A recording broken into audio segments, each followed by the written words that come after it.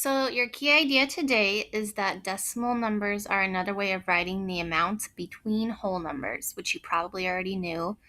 When reading and writing fractions, it is often helpful to look at a place value chart, which you looked at some of those last week. This number, so they're talking about this one right here, this number would be read 12 and 345 thousandths. So basically, last week you were just working with digits that were behind a decimal. So basically, numbers below 1. And now you're working with decimals that have a whole number in front of it. So remember, when writing a decimal number, if the number is less than 1, write a 0 before the decimal point. So that's what you guys did last week. So now let's put it to some practice. Match the decimal number to the correct word form. I'm going to show you guys how to write them in the place value chart because I feel like that might help a lot of you. So this first one, number 1, 0.13, if you write it in the place value chart, then you can see that it goes out to the hundredths place. Some of you guys had trouble with that last week. So this one specifically would match to 13 hundredths. There was no number before the decimal, it was just a 0.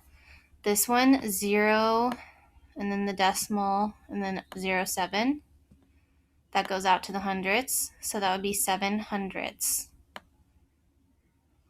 Oh, there it is. Ignore that line. 0.03 goes out to the hundredths, so it'd be 3 hundredths. 0.7, it goes to the tenths. It stops in the tenths, so that would be 7 tenths. And then 0.3 stops in the tenths, so that would be 3 tenths.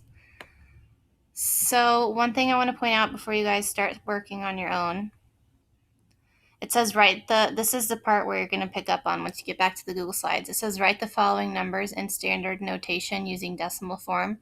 So all of that fancy direction just means that you need to write it out looking like a decimal. So basically like this one was. Anytime you see the word and, that represents your decimal point. So I'm going to actually do this first one with you. 3 and, so 3 point, and is your decimal, 25 hundredths. If you were to use this, it would be 3, and then you'd put the 25 and see that automatically goes out to the hundredths. So you don't need to fill in with any zeros. It's just 3.25. So that's all that means. But then down on number 11 through 14, you have to write it in word form. So that's where you're writing it out like these were written out. All right, if you have any questions, let me know.